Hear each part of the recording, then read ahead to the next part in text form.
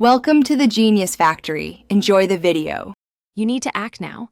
Verify your iPhone or iPad model and current iOS version so you know compatibility. Next, inspect the cable and accessory closely.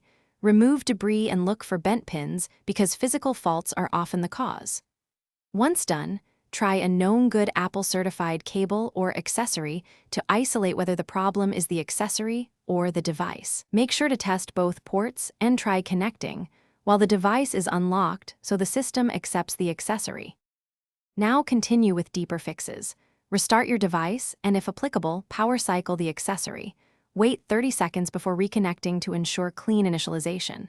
If the message persists, reset location and privacy to force a fresh accessory trust prompt.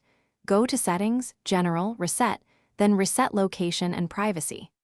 Also update iOS to the latest version because compatibility fixes often arrive in updates.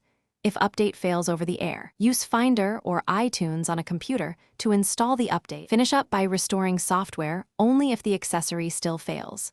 Back up, then try a normal restore, and if necessary, perform a DFU restore for deeper recovery because corrupted drivers can trigger that message. Make sure to contact Apple support or the accessory manufacturer with serial and purchase details if hardware repair or replacement is needed. One key troubleshooting tip: test that accessory on another compatible device to confirm whether the fault is the accessory itself or your device.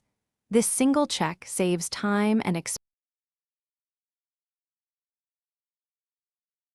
Thanks for watching. If you found this helpful, don't forget to like and subscribe.